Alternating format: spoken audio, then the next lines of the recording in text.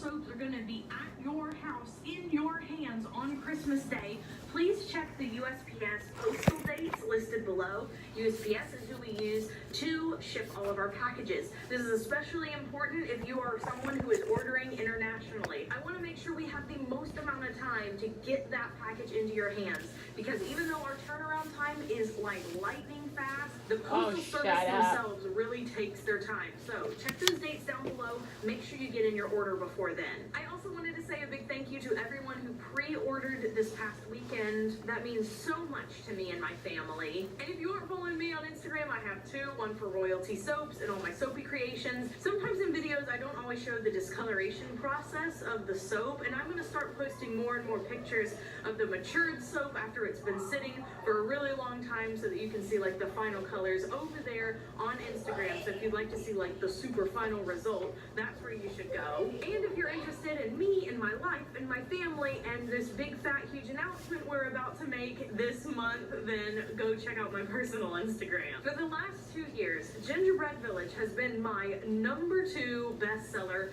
right behind Peppermint Candy. Peppermint Candy beat it out by like 2% or something. And there's a reason it's so popular. It's adorable, it smells amazing, the gumdrops look real, it's awesome. So let's make some soap. We usually start out our soap videos by mixing up our lye water solution with our oils, but today I thought I would show you guys some embed making. This has been highly requested for the past couple of months, so I thought, why not indulge you? The mold that I have here is the gumdrop mold. This is from Vandulay. They have all different sizes, but I needed a lot of gumdrops, so I opted for the biggest one they carry. In this container, I have some low sweat melt and pour, and when making embeds for cold process soap, if you're putting glycerin on top, I always recommend using low sweat, because your soap is going to be exposed for your cure time to the elements, and using something that is at least less inclined to get little beads on top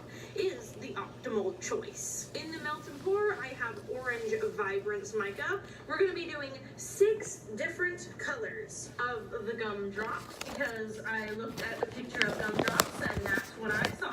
So now very carefully, I'm going to pour into each cavity some of the melted glycerin soap. This is a labor-intensive, time-intensive activity. It takes hours sometimes just to do the embeds for one type of soap, depending, of course, on how intricate it is. If you guys remember the pumpkin pecan waffle soap that I made, the embeds took forever for that. And of course, if you know you have to make a lot of embeds, it helps to have a mold with a million cavities like the one that I'm using. But I will... Hey guys, how you guys doing? Today I'm designing my client hair. I just actually finished her hair. And of course, we use our fabulous product here by Suds and Skin. Hi, how you doing? So we use our fabulous products by Suds and Skin. Here, if you want to know more about our product line, please go to sudsandskin.boutique. We are on the Etsy channel, but you can also get our product line www.sudsandskin.boutique.com. The product that I have been using for her here is our Nordaz oil, and this one got vinegar inside of it. So we do sell this online if you go to click on to see our stimulation oil, and that's what I use on her hair. So I will show you guys how her hair looks like after I finish rolling it. So right now what I'm doing is styling her hair.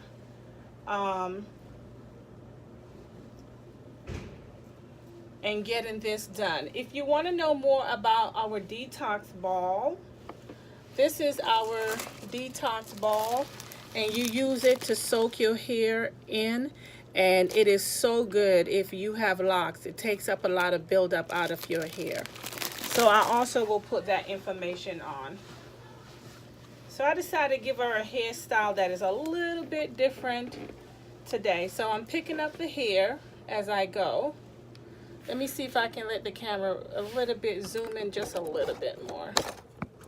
You know, just to zoom in just a teeny bit more. Okay, there we go. So what I do is pick it up, but what I like to do is kind of twist it up a little bit at the top. So don't make it tight if you're twisting it at the top. So sometimes it's good to palm roll it going up. Okay, and then I'm standing on my foundation right there, so I will twist it into a crisscross movement. I like to gather all the hair going up. Okay, just pull all the hair going up. Today is how to style, and I will twist this one and I will gather it, knowing how my hand position is. So my hand is kind of curving over her head, and I don't do this tight, because if you do it too tight you will pull on her hair. So you just want to slightly pick the lock up and crisscross them, but you're holding them in this hand. So never let it go so it won't be loosened up. So if you notice, I have her hair in my hand, gathering it coming up. Okay, and I'm holding it. So I crisscross this one over and I put it in my hand, and then I have to go over here, and there's two over here. So I'm just gonna bring it over, and I'm catching it with this hand. So this hand gathers the hair into my hand, allowing her hair not to be too tight. So there's another one over here, and I'm thinking that needs to go over there. And there's another one here, and I'm just gonna keep going up the channel. If you want to know more about our product, guys, you can go to www.sudsandskin.boutique to know more about our product line that we have here in our salon. Our product is great for your hair. It's great for locks. It's great for natural hair. It doesn't cause any buildup. It's really good. And check out the Problematic shampoo when you get a chance to check out the Problematic shampoo. Okay, so styling her hair, and then I'm going to show you guys how the final styling of this procedure is. So I'm just gathering up the hair, the edges at the side right now, and I'm bringing them over, allowing her hair to basically come together into a whole style. So this one right here, and I'm just gonna wrap this around, and this is no pin. So if you guys see one of my video, I don't put any pin in my customers' hair, and the reason why I don't do any pins is because pins is a problem when you put it in the hair. Now let's get back in the middle. Okay, and this one was left out, so what I'm gonna do is bring it in here, and then I'm gonna kind of tuck it in. Sorry guys, what I will do is try to tuck that in, and I can bring it over because I forgot to put it in. But if you tuck it in, it won't miss it. You just kind of tuck it in nicely right there. So now I have the front of her hair to do. Okay, so this is the front of her hair that I'm doing. All right, so you can drop your eyes if you want to. I'm turning around. No, I mean, you don't have to put your face. You can drop your eyes. People not gonna know who you are. You're dropping your eyes. Look, she don't want to. Look, guys. She don't want no one to see her face. All right, so she's amazing. She don't want no one to see her face. Okay, so now we're in the front part of the hair. And what I'm going to do is something called a crisscross movement in the front of the hair. So I'm going to just pick the hair up and kind of dangle it over. And most of the time I just kind of plait it up in the front right here. I don't use hairpins. I don't use bobby pins when I'm doing my client hair, because those things just takes away from the beauty of the customer's style. So I love to tuck. I like to tuck and go. I love to tuck the hair inside, and I call it my tuck and go. And the tuck and go is normally nice the way I do it. Just do a nice tuck and a nice tuck. Tuck it in as much as you can, and it's called the tuck and go. Now what I'm gonna do is wrap.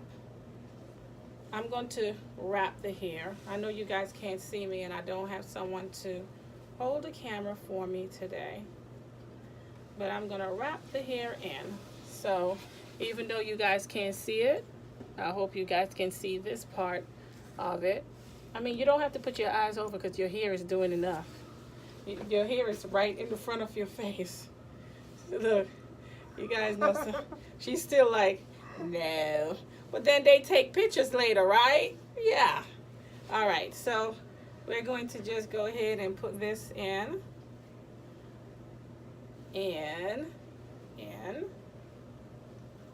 This is no pins. No, absolutely, you don't need no pins to do this because, like I said, you can always tuck and go and you don't have to use pins. And with my customers, their hairstyle will last them a pretty good while. How long your hairstyle lasts you? Like a month. Her hairstyle lasts her a month and a half, so you know sometimes she don't feel like bothering to take it out. It will last her as long as everything is in. And like I said, we don't use pins. There's no need to use hairpins if you know what you're doing as a stylist, and you tuck and you go. A good loctician is a loctician that will not put pins in your hair, okay? You don't need any pins. But when you tuck in and go, you have to find space to put the customer's locks in. So I like to find space, like I'm tucking and going and I'm crisscrossing in the back so you guys can see what I'm doing in the back also. I look like crap today, huh? She don't want to show her face and I'm showing my face. It's not a good thing. I look like I haven't got any sleep in days. So I am tucking and going. And what I normally do is try to find some type of design while I'm tucking and going. Whatever my imagination picks up, that's what I do.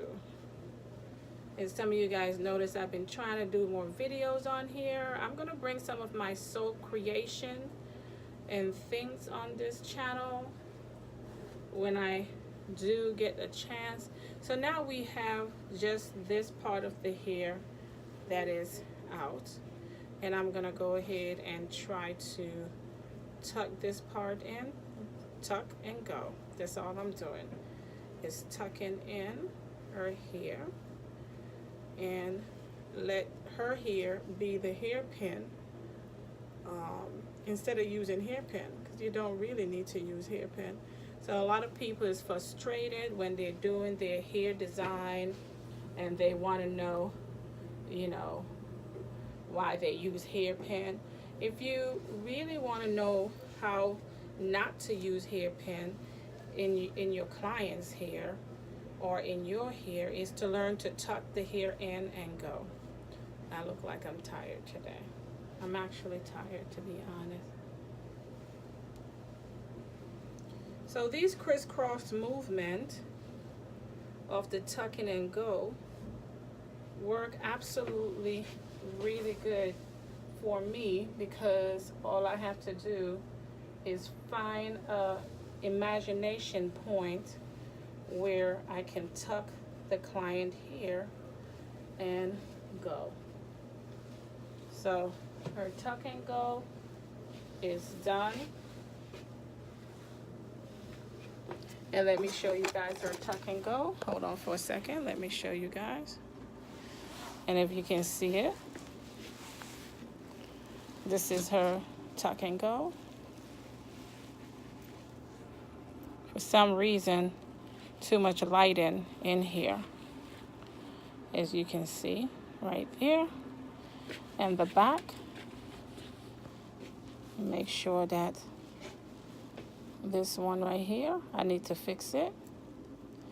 what I normally do is kind of loop. So I'll put like a loop in there. And then she have this part right here. And I'm gonna go ahead and show you guys the design. So if you are on my Instagram or you are on my Facebook or my Pinterest, you will see the final procedure. I will take the pictures of the final front. Okay guys, so if you're not a member of my Facebook, my Pinterest, my Instagram, please go over and sign up with us. Take care and goodbye.